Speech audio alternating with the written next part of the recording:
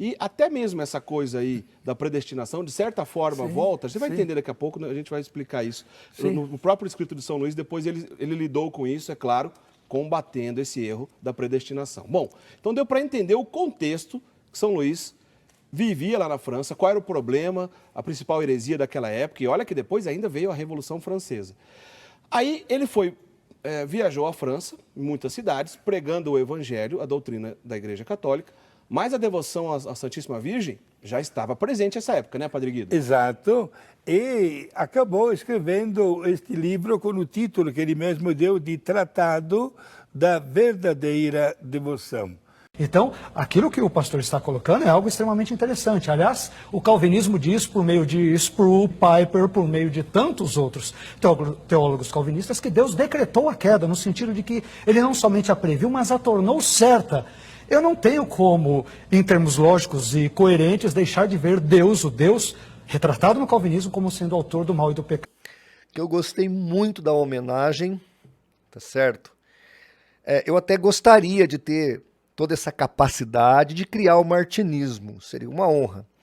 Embora, deixa eu te dar uma informação, na época de Calvino, a teologia dele não era chamada de calvinismo. E também o arminianismo também não era usado para Armínio ou para sua doutrina, nem mesmo o wesleyanismo. Todas as três teologias eram chamadas de teologia reformada. Do século XIX para frente, é que aí os sociólogos, antropólogos e etc., e os teólogos, obviamente, vão começar a definir os termos. E aí nasce calvinismo, nasce arminianismo e nasce o wesleyanismo. E eu vou repetir aqui de novo pela milionésima vez, que é uma heresia dizer que Deus ordenou, pré-ordenou, determinou, quis a queda do homem. Deus não fez isso. O homem caiu usando o seu livre-arbítrio. Tá? Por que eu não posso concordar com isso? Porque isso acaba transformando Deus no autor do pecado. E isso é criticado, está lá na Confissão de Westminster, no Sino de Dort, e todo calvinista ponderado sabe que atribuir a Deus o pecado é uma heresia terrível. Em meus escritos, sempre que é mencionado o pecado, mantenho fora o nome de Deus, fato que deve ser para você uma séria ademoestação. Onde eu teria dito que os crimes são perpetrados, não só pela vontade de Deus, como também pela sua autoridade? Asseguro-lhe que eu ficaria muito feliz caso essa terrível blasfêmia fosse totalmente condenada. Peço apenas que você não envolva injustamente o meu nome nisso, pois eu nunca ensinei em meus escritos que Deus é autor do mal. O livro A Providência Secreta de Deus, por John Calvino.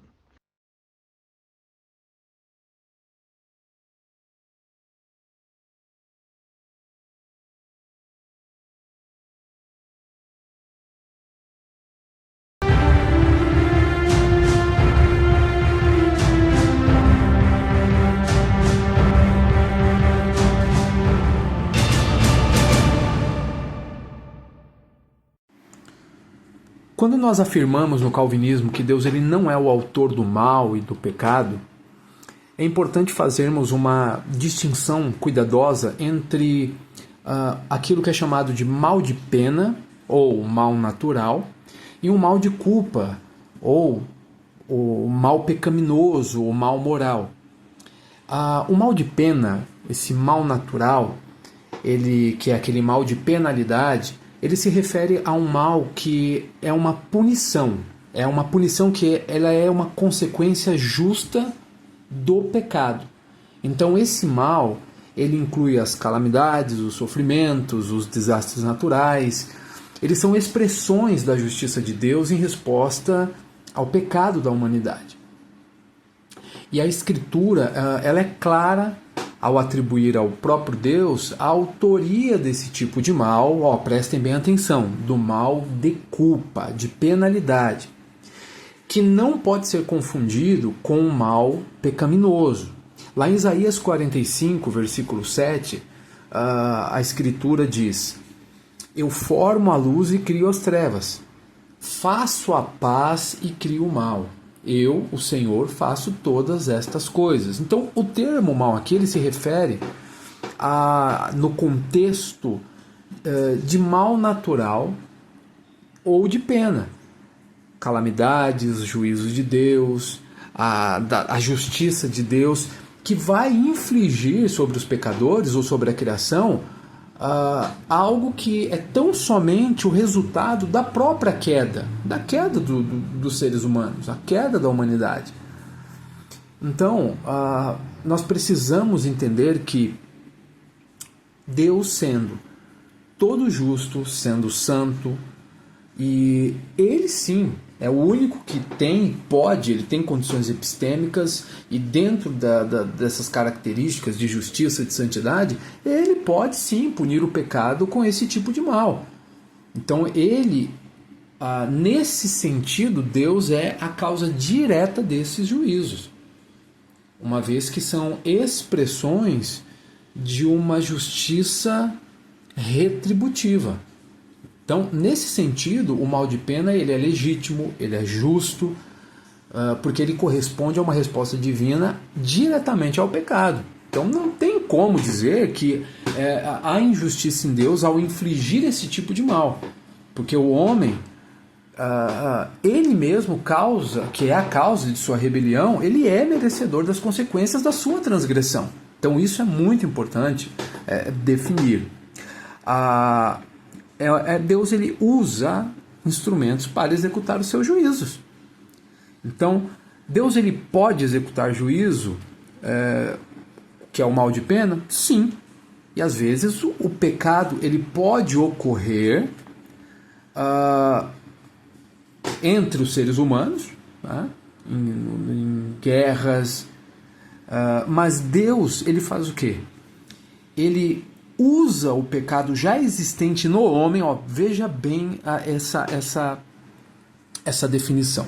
Deus ele usa o pecado já existente no homem, tá?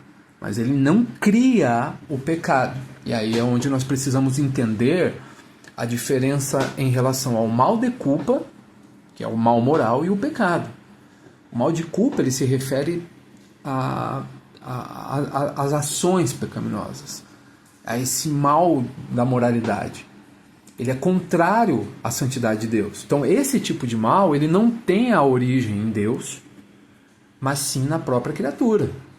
Um outro texto em Isaías 59:2 vai dizer que mas as vossas iniquidades fazem separação entre vós e o vosso Deus, e os vossos pecados encobrem o seu rosto de vós, para que não vos ouça. Então aqui você vê claramente que o pecado é algo que parte da vontade do homem, não de Deus. O pecado ele causa separação entre Deus e o homem.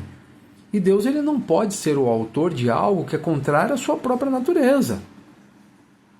Você vai encontrar isso nos reformados, nos reformadores, que insistiam que Deus ele é absolutamente santo, justo. Ele não pode ser a fonte do mal moral de jeito nenhum. O pecado ele procede do coração corrompido da criatura. Então, na própria teologia reformada, tem essa distinção que é muito importante. Tem uma definição que nós precisamos fazer, que é em relação a uma perspectiva de uma causa eficiente e causa permissiva. Por exemplo, Deus ele é a causa eficiente do mal de pena, que é o mal que nós vimos de juízo, de penalidade. Por quê? Porque ele o causa diretamente em resposta ao pecado. Só que em contraste, nós temos Deus como a causa permissiva do mal de culpa. Preste bem atenção nessa definição. Deus é a causa permissiva do mal de culpa, do mal moral. Por quê? Porque ele não permite que as criaturas exerçam suas próprias vontades? sem ele próprio ser a causa direta do pecado?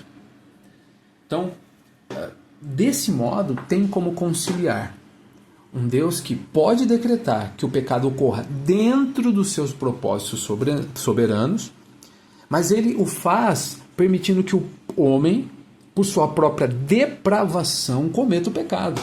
Então essa distinção entre o que Deus vai fazer diretamente, que é o mal de pena, e o que ele permite, que é o mal de culpa, isso aqui é essencial para exonerarmos Deus de ser o autor do mal e do pecado.